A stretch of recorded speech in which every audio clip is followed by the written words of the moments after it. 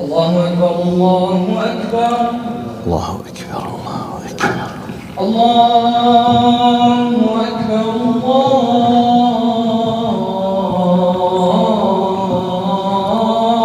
أكبر الله أكبر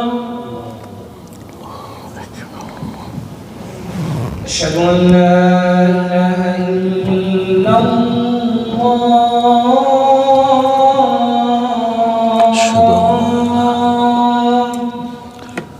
أن لا إله إلا الله أشهد أن لا إله إلا الله أشهد أشهد أن أن محمدا رسول الله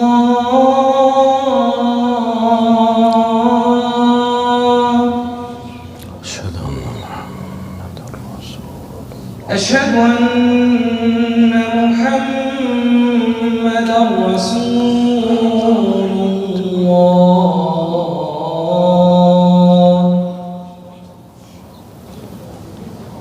حي على الصلاة حي على الصلاة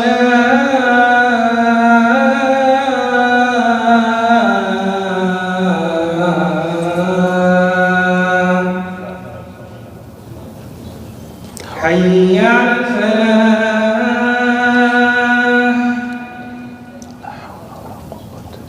حي على الفلاح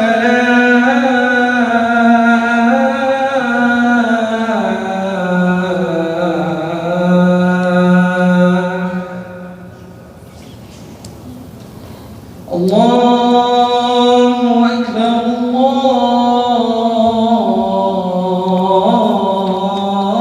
الله أكبر الله أكبر الله أكبر لا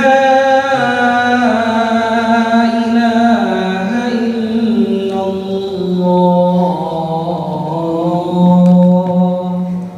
الله أكبر الله أكبر لا إله إلا الله إن الحمد لله نحمده سبحانه ونستعينه ونستغفره ونعوذ بالله من شرور أنفسنا ومن سيئات أعمالنا من يهده الله فلا مضل له ومن يضلل فلن تجد له وليا مرشدا وأشهد أن لا إله إلا الله وحده لا شريك له له الملك وله الحمد يحيي ويميت وهو على كل شيء قدير اللهم اقسم لنا من خشيتك ما تحول به بيننا وبين معصيتك ومن طاعتك ما تبلغنا به جنتك ومن اليقين ما تهون به علينا مصائب الدنيا ومتعنا اللهم بأسماعنا وأبصارنا وقواتنا ما أحييتنا واجعله الوارث منا واجعل ثأرنا على من ظلمنا وانصرنا اللهم على من عادانا ولا تجعل مصيبتنا في ديننا ولا تجعل الدنيا أكبر همنا ولا مبلغ علمنا ولا تسلط علينا بذنوبنا من لا يخافك ولا يرحمنا يا رب العالمين.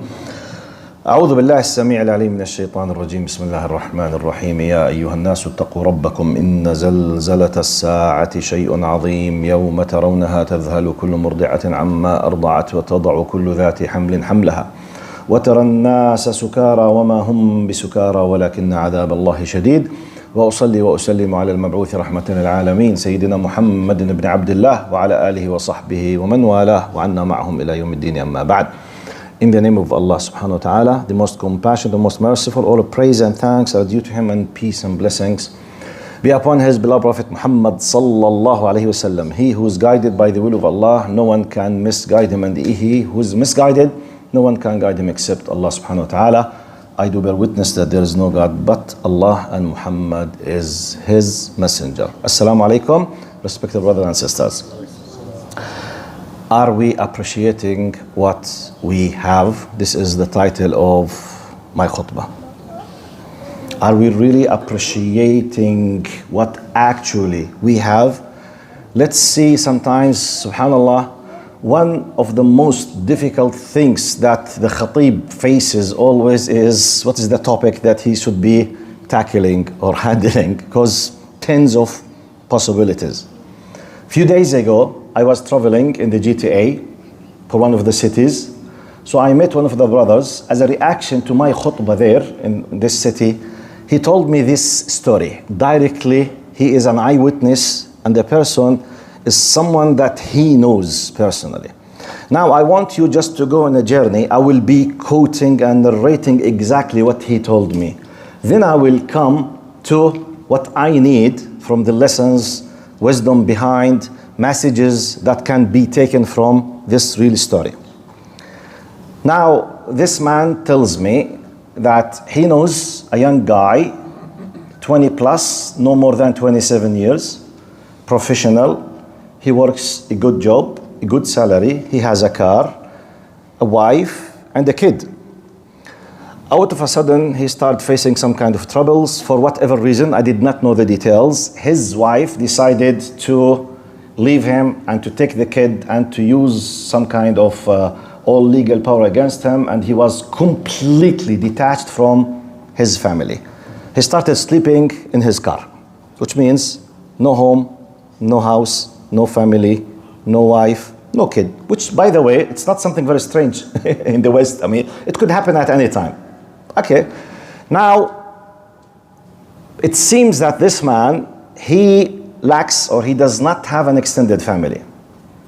No father, I don't know the details, but practically from the context, there is no support by any way from any group of supports, social supports.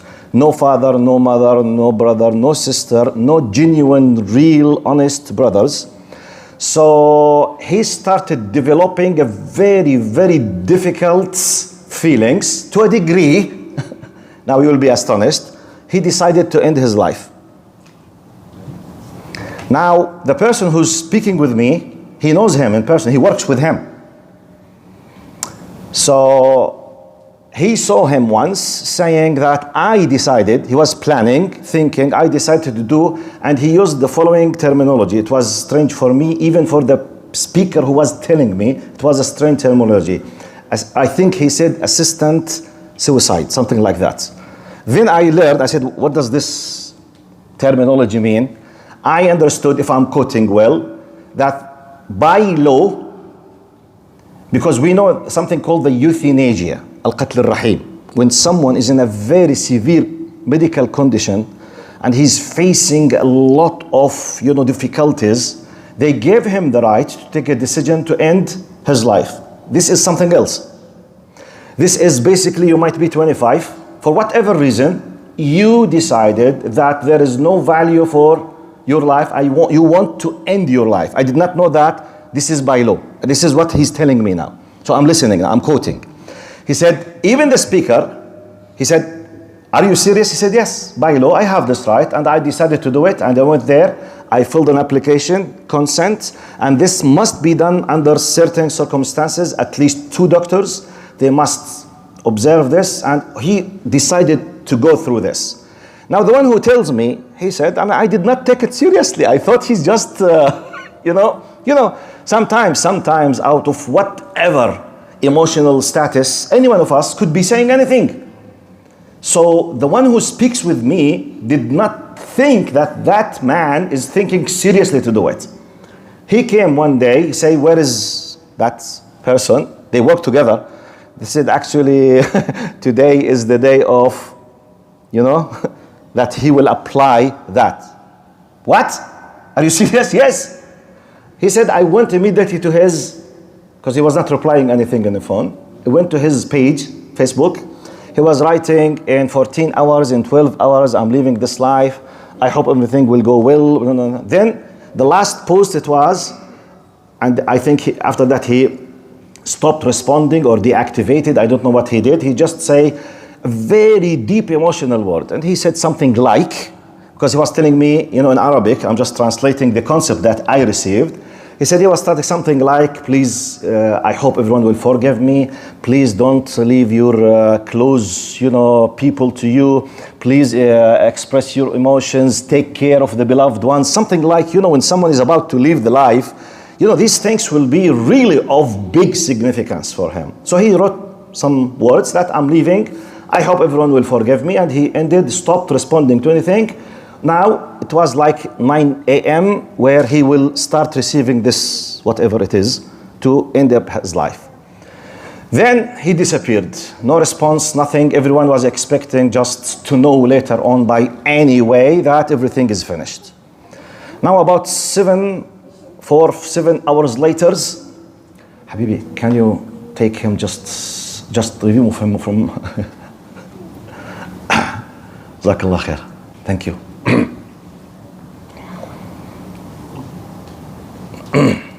Try to ask him not to speak. طيب حبيبي جزاك الله خير بارك الله فيك. So I forgot what I was saying. 9 hours. 7 hours later. 5, alhamdulillah, you are with me. Alhamdulillah, it's good. That's okay. I just discovered that we are on the same track. Okay? So a few hours later, look what happened. Actually, he did not continue this. Look what happened by the will of Allah subhanahu wa ta'ala. He went there. He was supposed everything to start giving him some chemicals, some kind. But the condition, as I understood, 2 doctors must be there and to take his final consent that he's still aware that this is his decision. Both of them must be there. Both of them must witness that he's fully aware of his previous decision. Then to sign again, then we'll start giving him whatever it is in his veins, something, chemicals to lose, etc. Just خلاص, to finish his life. Now there was a car accident in the street. Both doctors, they were late 2 hours. 2 hours, from 9 to 11. So he was there, fully prepared with the gowns, with the things in his vein, waiting. 10 minutes, nothing, no one comes. 15 minutes, so he started becoming boring. Then he decided to open his Facebook page. So subhanallah, once he opened his Facebook page, he found, the people, they thought that he is, khalas, he finished his life. So they started expressing some of their real, genuine emotions. May God give him mercy. He was a nice person. I would love something such and such in his personality. Once he did so and so. They started speaking nicely about him, expressing their emotions and their real or some of their feelings towards him. This made him, like in a positive psychological shock, that there is a hope. It's not just khalas. Why should I finish my life? He realized this by the moment that the 2 doctors reach and they say, okay, are you still want to sell? He started like what they call crying spell, nawbat buka, for a long time, heavily crying, and decided not to do it and stopped it. The story is finished. Alhamdulillah, Allah saved him. May Allah guide him to the truth. Now, let's come to what I want to use from this story. This story happened just a few days ago here in the GTA. And the chain of narrators is just one person. Now, message number 1. I will start with, some simply quick messages. Then I want to come to the most important message from my point of view at the end. Now, first message I would like to send in light of this story. Please, now you might be astonished to tell you that I think most of you know, part of my work in this place, that I do family counseling, and on top of family counseling, marriage counseling. I try to reconciliate or to fix problems between husband and wife. I witnessed by my own self some real, genuine, severe cases, spouses, husbands and wife, some of them, unless they believe that committing suicide is haram, they would do it because of the partner. I witnessed this. The only thing that stops them from ending their life, that they are fear of Jahannam and Allah will. Otherwise, from a human, social point of view, they would have done it easily. So I was asking myself, the first message, please, and by the way, sometimes the husband does not know what his wife is thinking about, or vice versa. The wife does not know what the husband is facing. The first message, please brothers, please sisters, don't push your partner to reach to that status. Be careful. Look, now it was very simple for that person, very simple. He does not have the family support. He does not have, close humans just to express their good, nice intentions. By the way, he's not 70 plus, 80 plus. He was not facing any kind of medical conditions. He's 27, he has a car. He has a good profession, he has a salary, he's working. Yes, he faced a serious trouble. He lost his wife and his kid. But who said losing a wife and kid necessarily should push you just to think to end your life? So message number one, husband and wives, partners, spouses, please, please reconsider to what level I'm pushing the most close person to me in this dunya, to something like that. Second level, please take care of your kids. Don't push your kids to think in this way, because this is a real case. This is the real case that we knew. Okay, do we or are we supposed to keep waiting then just out of a sudden to hear a case in our Muslim community that we face something like that? Because sometimes what you see in the surface, not necessarily what happens in reality. You know, under the surface, many things are boiling sometimes. So someone like myself, his job is just to warn, to tell you, be careful, reconsider, look again to your kids. Don't push them, be careful. Take in consideration that the life is very difficult. The pressure, the psychological pressure, you know, the intellectual, you know, the shahawat, the desires. We need to re-look at again about our emotional, human, social relations. We need to fix them. We need to review, not just to say for granted everything, this is impossible. No. Anything could happen at any moment. Now, I want to come to the most important thing in this story, from my point of view as a Muslim. Let's say, to what level anyone from our community could be facing something as such. Easily, it could happen, unless if he has the proper way and perspective to our existence. Let's make quick understanding now. Now, do we have Muslims who are facing serious difficulties, challenges in their life? Yes or no? Yes. What should stop us from taking a decision, serious decision? Because you know, in Islam, committing suicide is one of the major sins. By the way, killing yourself, if you are aware, apart from the exceptional cases, I've seen someone who's not aware, this is a medical condition, it has another, consideration. If I'm aware and I took a decision to end up my life, it's exactly like killing someone else. Killing someone else or killing myself is the same in Sharia. Okay? So I have no right to end my life just simply because my fiance decided to leave me. I don't have this right. Okay? I'm not saying I might not be able to control my feelings. I feel very sad, very upset. Maybe all my kids will stand against me. It happens. We witness people, for whatever reason, regardless who's right, who's wrong, the whole family is against him. After spending 30 and 40 years of supporting them, taking care of them, the mother and the kids, all of them against him. And he was thrown into the street. It happened. Many cases. And the other way as well. After she did such and such and she, paid an amazing attention to the family, simply everyone just left her. They don't care about it. It happens. But why I'm not supposed to reach to that level of decision? Simply, your iman should be like an amazing shield and powerful protection from this. But why? Let me just share with you very quickly. For us, one of the basic pillars of our existence, الذي خلق الموت والحياة ليبلوكم. He is Allah who created life and death so that He wants to put you into test or trial. Basic pillar of our existence to be tested. Basic pillar. It's not a marginal something that could happen. No. Actually, we are here to be tested. Plus, وَنَبْلُوكُمْ بِالشَّرِّ وَالْخَيْرِ fitna. We are in a big test with what we see as good and bad. What if I'm facing bad things? We have our understanding perspective. When I face difficulties, one of these reasons is to purify me, to cleanse my sins, to uplift my grade, to bring me closer to Allah subhanahu wa ta'ala.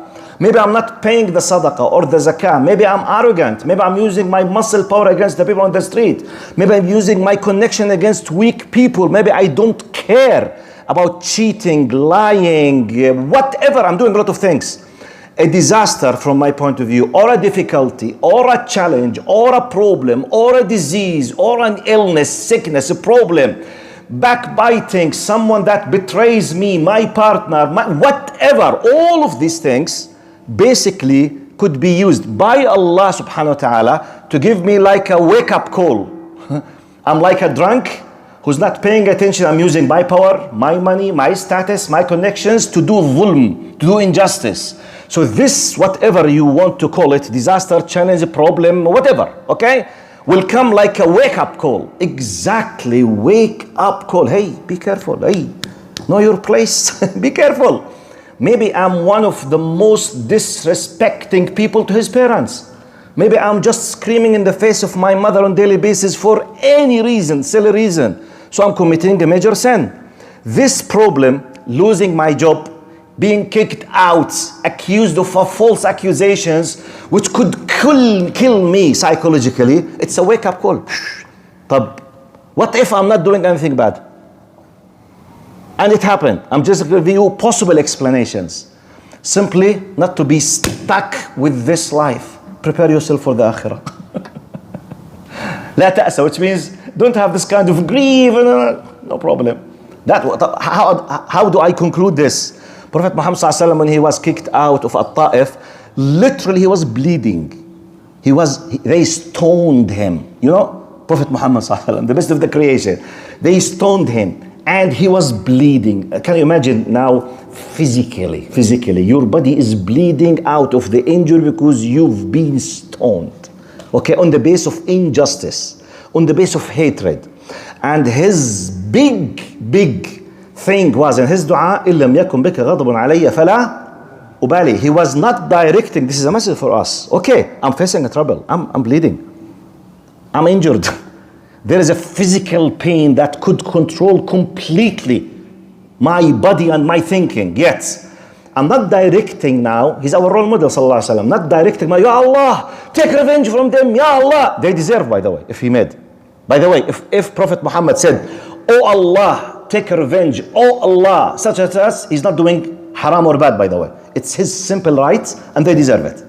My point that our Prophet Muhammad, the greatest, ultimately of the creation, he was focusing on in lam yakum bika ghadabun alayya fala ubali. Oh Allah, if you are not angry from me, I don't care what happens with me. Which means just, Ya Allah, just give me the this kind of peace of mind, tranquility. Am I punished or there's something? Have I done something wrong? If not, I don't care. I'm not saying don't go to the court to take your right. Please don't misunderstand me. I'm not telling you if someone doing injustice against you or someone is hurting you, use all possible means legally by law to take your right. I'm not discussing this point. I'm discussing when something happens beyond your control. You have no control. Khalas. This physical, tangible asset thing is lost. Finished. I have more than way to react. I can keep crying, grieving, feeling this kind of feeling that could lead me to lose hope in this life and to decide to think like this brother. And I can go back. Cleansing, possible. Uplifting, possible. Giving me the real status and weight of this life that I'm not supposed to do anything. Or waking call for me because I'm doing bad, wrong things, or I'm forgetting, I'm not praying, I'm not paying the sadaqah. Everyone has his own secret things between him and Allah subhanahu wa ta'ala. And part of the biggest ni'mah of Allah, that Allah is always, not has bestowed, is always bestowing his sitr. You know, sitir on us, most of us, and I believe all of us, we have major or minor simple sins. Our hearts our tongues, our eyes, our ear, something. Many of the cases, Allah is covering them. Allah is hiding them just between us and Him subhanahu wa ta'ala. So, when something, I'm just giving you the first message of how to reflect upon such a story. For us, the concept of trial, al-bala, al-ibtila, is a basic part. So don't ever accept yourself just to be pushed to that status without paying attention to this point. This is one of the most important concepts that we need. And I finish the moral or the, let's say, benefits of this story by a statement that I always keep repeating. Our story has not been finished yet. We are living just part of the story. We as Muslims always must bring the following. I remember myself when I was doing my high school. We used to have a question in the school. In Arabic, it says, it's one of the tests, in the final tests. Al-Iman bil-yawm al-akhir darura aqliya, ishrah. This question, we received it about 38 years ago. I remember this question. Al-Iman, believing in the hereafter, is a logical necessity. Explain what does this mean? What's the meaning of this? It means in theory, if, just theoretical, let's imagine. For whatever reason, Allah did not tell us that there is a hereafter.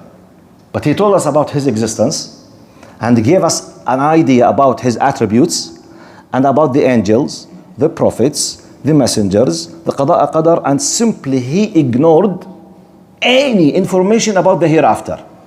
If you believe in God's existence and God's power and God's justice and God's perfection in everything, your common sense mind will push you to believe by necessity, بالضرورة, that there must be a hereafter, or otherwise God does not exist, or وَالْعِيَاذُ بِاللَّهِ, Allah is committing injustice, which is impossible in both cases.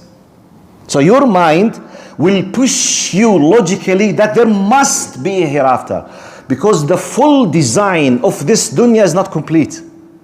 That's why we call it, in our humble, simple wording, we call it Dar Bala. And we believe in Dar Jaza.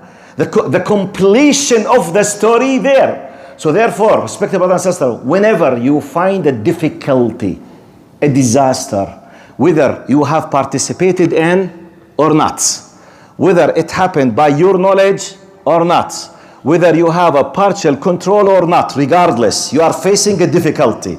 Always remember the three houses that we are destinated. Worldly life, finished. Barzakh, Na'im Qabr, Adhab Qabr. The pleasure of the grave. إن الذين قالوا ربنا الله ثم استقاموا تتنزل عليهم الملائكة ألا. This is in the grave. Those who said Allah and they were proud of being Muslims, following Allah, they will be enjoying in their graves up to the day of judgment. Then we have the third what? Stage, phase, house, which is the hereafter. The hereafter starts with what we call Yawm al-Qiyamah.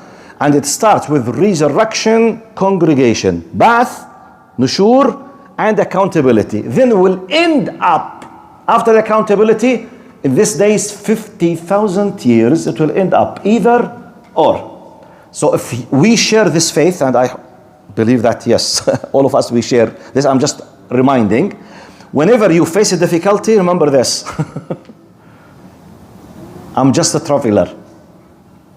By the way, fight for your rights. Steadfast.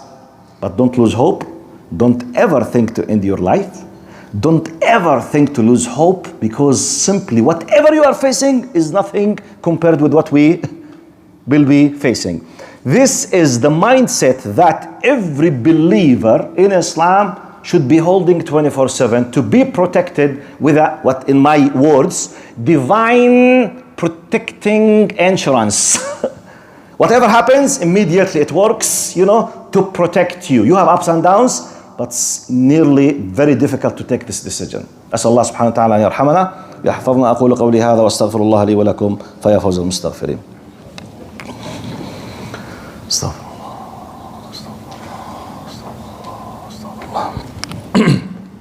In the name of Allah subhanahu wa ta'ala. إن الحمد لله نحمده سبحانه ونستعينه ونستغفره ونعوذ بالله من شرور أنفسنا ومن سيئات أعمالنا.